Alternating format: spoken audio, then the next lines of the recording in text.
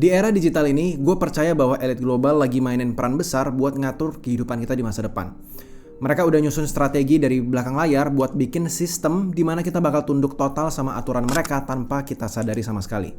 Bayangin aja, setiap kali kita mau ngelakuin sesuatu, setiap data yang kita serahin, semuanya tuh jadi bagian rencana besar yang mereka udah buat untuk ngontrol kehidupan kita.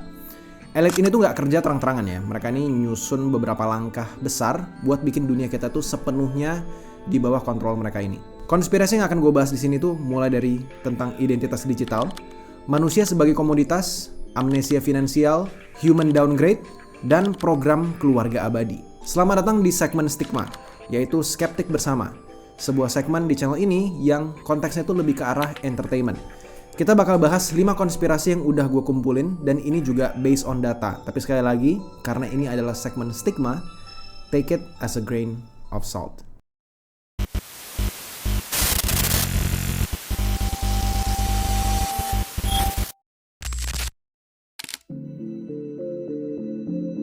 Elit global udah mulai pakai identitas digital di berbagai negara buat ngawasin dan ngatur kehidupan kita sehari-hari. Bukan cuman kartu ya, bukan cuman kartu identitas kayak KTP gitu, tapi juga data-data pribadi kita kayak misalnya kesehatan, keuangan, sampai kebiasaan kita sehari-hari. Sistem ini dimulai dari negara besar ya, kayak misalnya India yang punya program namanya Aadhaar, proyek identifikasi digital terbesar di dunia pada saat ini. Di sini data pribadi yang disimpan itu mulai dari sidik jari, foto wajah, sampai pemindaian iris mata. Jadi mata kalian itu di-scan. Nah, elit global ini itu mengumpulin semua informasi ini. Jadi mereka bisa tahu dan ngatur semua gerak-gerik kita. Terus ada juga di China, dan sistem ini tuh udah di-upgrade lagi sebenarnya, udah dari lama. Kalau kalian tahu ya, apalagi teman-teman yang tinggal di negara China mungkin boleh bantu dengan komen di bawah. Di China ini itu ada satu program namanya kredit sosial atau social credit. Kalian mungkin pernah dengar juga ini di internet ya. Sistem ini tuh ngasih skor ke setiap orang berdasarkan aktivitasnya mereka. Mulai dari cara bayar tagihan sampai interaksi di sosial media. Jadi semuanya tuh dinilai apakah punya skor yang rendah ataupun skor yang tinggi. Ini tuh kayak persis kayak di filmnya Black Mirror di Netflix. Got one for everyone actually. Still a bunch of them for grabs. Thank you. Kalau kalian pernah nonton filmnya. Jadi apapun yang kalian lakuin itu tuh dicek sama pemerintah. Bahkan sekarang sudah diintegrasikan dengan AI dari CCTV yang ada di jalan. Kalau kalian misalnya contoh menyeberang jalanan ya, tapi dengan ketika lampu lagi merah itu kan akan dipotong skornya. Kira-kira kayak gitu. Kalian bisa kena sanksi setiap kali kalian melanggar sesuatu. Dan sanksinya ini apa aja? Contoh misalnya, kalian nggak bisa lagi yang namanya pakai transportasi umum. Atau bahkan kehilangan akses untuk kalian bisa kerja. Jadi identitas digital ini itu dipakai untuk milah-milih ya, siapa yang dianggap pantas dan siapa yang enggak untuk bisa mendapatkan sesuatu. Mungkin aja kalian punya uang gitu, tapi skor identitas digital kalian rendah, kalian mungkin gak akan bisa beli rumah. Kalian mungkin gak akan bisa tinggal di satu perkotaan besar. Kalian mungkin tidak akan diperbolehkan untuk beli mobil, atau bahkan naik pesawat untuk ke luar negeri bahkan juga tidak diizinkan. Dalam sistem ini, elit itu bisa ngatur siapa yang layak punya akses ke fasilitas penting dan siapa yang bakal dikesampingkan. Kita sebagai masyarakat umum itu diatur lewat data yang mereka simpan. Dan buat orang yang gak nurut ya, akses ke layanan kesehatan dan perbankan ini juga bakal diblokir.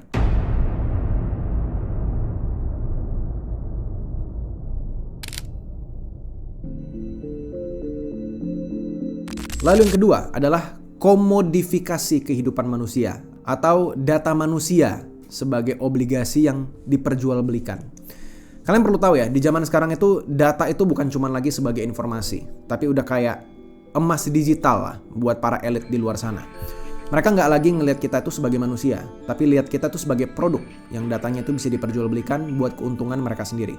Kalian perlu tahu ya, kalau kalian pakai sosial media ya, setiap hari kalian pakai Facebook, pakai Instagram, pakai TikTok ya, aplikasi gratis yang kalian pakai itu, kalian tuh harus mikir, kenapa produknya itu bisa gratis? Kenapa produk secanggih itu, ya mereka bikin server, mereka punya kantor, mereka punya pegawai, itu bisa kalian pakai secara gratis aplikasinya.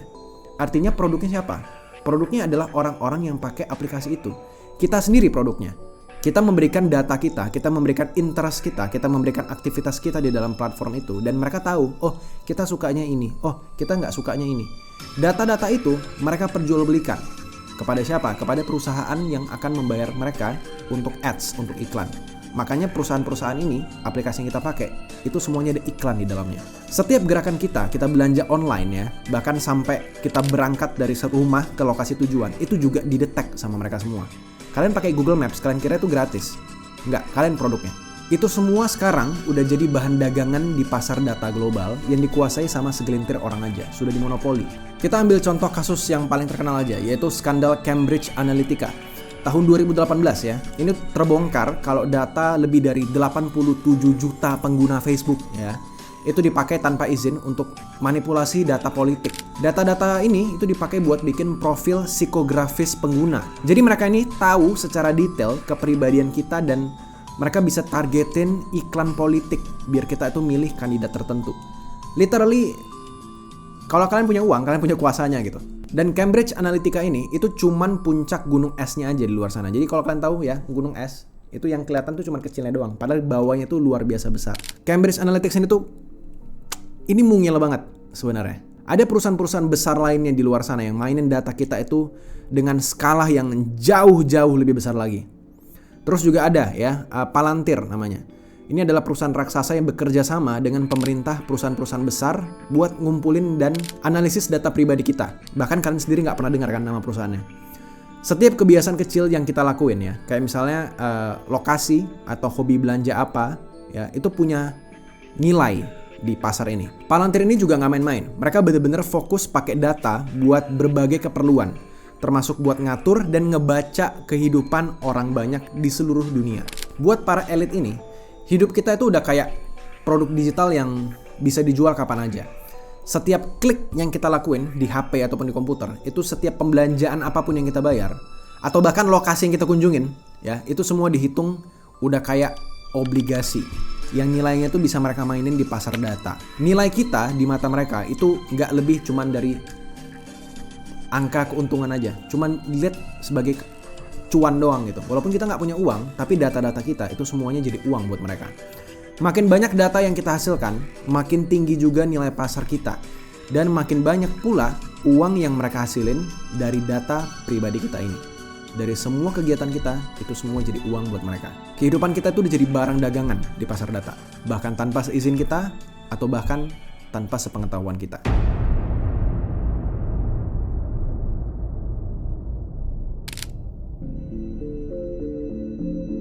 Lalu yang ketiga, program amnesia finansial. Ya, ini adalah sebuah program untuk meriset ekonomi dengan menghapus catatan utang. Utang dunia sekarang udah jadi sangat gila ya. Kalian bisa lihat sendiri, nggak usah jauh-jauh lah, nggak usah negara kita lah. Negara kita sebenarnya utangnya tuh masih relatif sehat dibandingkan relatif dengan GDP-nya. Kalau kalian lihat utangnya US ya, 35 triliun dolar, itu gimana cara bayarnya? Dan kalau kita ngeliat dari utang global ya, pada tahun 2023, utang global itu mencapai lebih dari 300 triliun dolar ya. Dan ini tuh gak cuman bikin Indonesia aja pusing, itu semua negara pusing. Dan beberapa negara tuh nyaris bangkrut, bahkan beberapa negara sudah bangkrut. Dan elit global yang punya kendali atas hampir semua aset besar, ini ngelihat sebagai kesempatan buat ngebangun ulang ekonomi sesuai kehendak mereka sendiri. Disinilah mereka mulai ngerancang sesuatu yang disebut sebagai program amnesia finansial. Ya, khusus bagian ini, gue mengharapkan kalian melihat ini sebagai grain of salt aja. Belum tentu ini bakal dilakuin. Tapi ini sudah ada di pikiran mereka. Di permukaan, program ini tuh kelihatan kayak solusi buat meringankan beban utang dunia. Kalian bayangin aja, kalau tiba-tiba semua utang itu dihapus. Di-reset, diketik.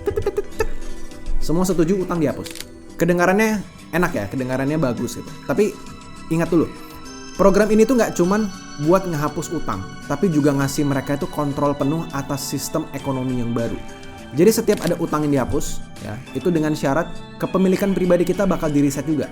Jadi semua properti, tabungan, dan aset berharga itu bakal diubah statusnya menjadi akses sementara. Jadi uang kalian, aset kalian punya rumah, itu jadi bukan punya kalian lagi, tapi ditulis sebagai akses sementara. Kalian kayak dapat akses sementara aja ke properti-properti kalian. Dalam program ini, kita nggak lagi punya properti sendiri. Kita jadi penyewa, ya, dimana elit global itu yang nentuin aturan mainnya kayak gimana.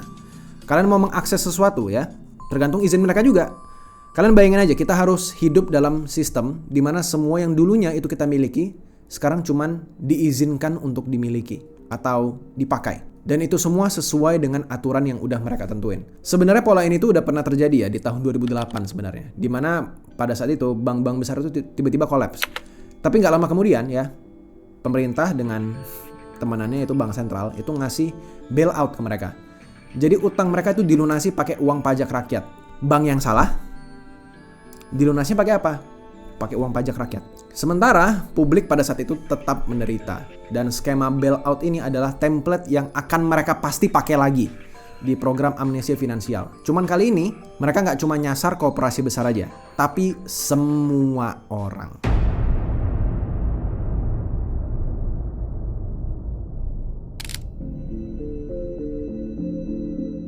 Lalu kita masuk yang keempat, yaitu adalah agenda human downgrade, yaitu adalah penggantian manusia dengan AI di dalam ekonomi.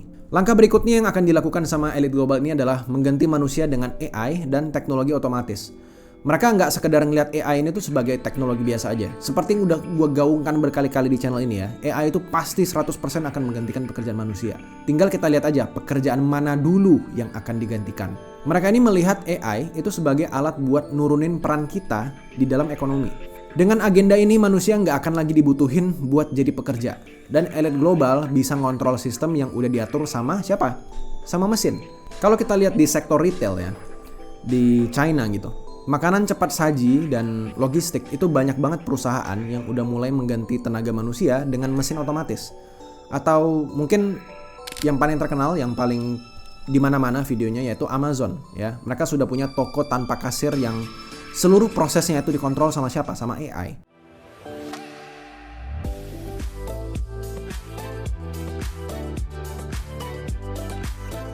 Bahkan di McDonald's ya, di beberapa tempat itu udah pakai kios otomatis yang buat gantiin pegawainya. Mesin-mesin ini tuh nggak cuman efisien, tapi juga nggak pernah protes soal gaji atau hak-hak kerja.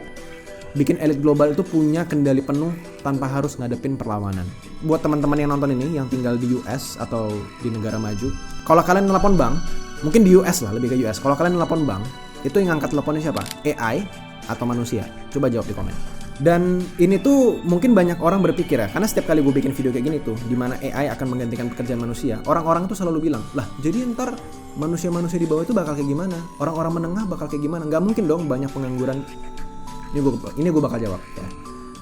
Agenda yang mereka buat ini, AI menggantikan manusia, itu tujuannya untuk membuat orang di atas tetap di atas. Nah, orang yang menengah atas itu akan jadi orang menengah, jadi orang menengah sesungguhnya. Sementara orang menengah ke bawah itu akan menjadi miskin. Dan yang miskin itu sudah pasti mati. Antara mereka itu tidak bisa beranak lagi karena mereka itu tidak sanggup lagi membayar anak. Ya, kalian lihat sendiri child free itu sudah didorong di mana-mana agendanya. LGBT juga sudah didorong agendanya. Jadi yang miskin ini akan menghilang, yang menengah ke atas akan turun ke bawah, yang di tengah akan jadi miskin. Jadi akan seperti itu, populasi manusia juga pasti akan berkurang. Dan kalau kalian lihat dari statistik ya, populasi di seluruh dunia, manusia-manusia baru itu, bayi-bayi yang lahir itu semakin lama, semakin tiap tahun itu semakin kecil jumlah angkanya.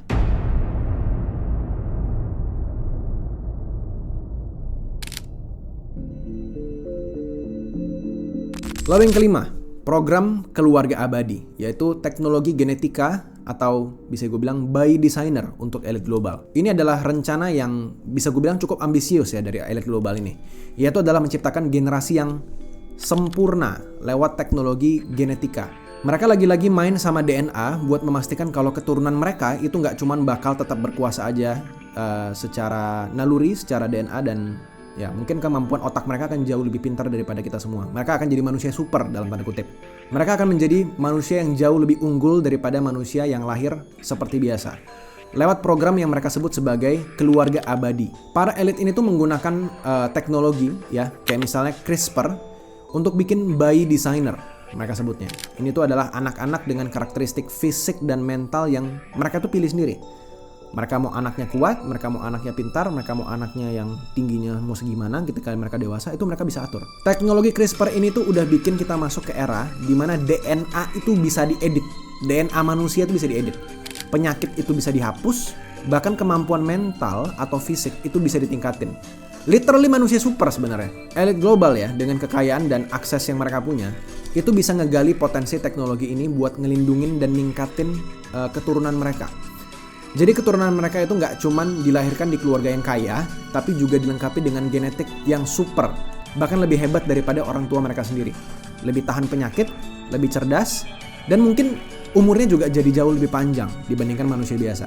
Orang-orang kaya kayak misalnya Jeff Bezos atau misalnya Bill Gates itu udah lama banget berinvestasi dengan teknologi kesehatan dan genetika seperti ini. Buat mereka, ya, CRISPR itu lebih dari sekedar teknologi medis aja. Ini tuh kayak kesempatan buat ngejamin generasi muda yang mereka lahirkan itu menjadi generasi yang lebih unggul dan siap mengambil alih posisi-posisi penting dalam dunia politik, bisnis, dan juga sosial.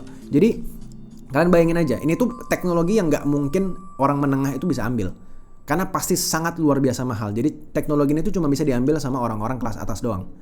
Teknologi sudah ada dan akan terus dikembangkan. Mungkin belum secanggih kayak di dunia fiksi, kayak misalnya di, I don't know, like Captain America, mungkin nggak sampai kayak gitu. Cuman teknologinya sedang dikembangkan dan ini itu investasi gila-gilaan. Dan apa hasil jangka panjang dari program ini?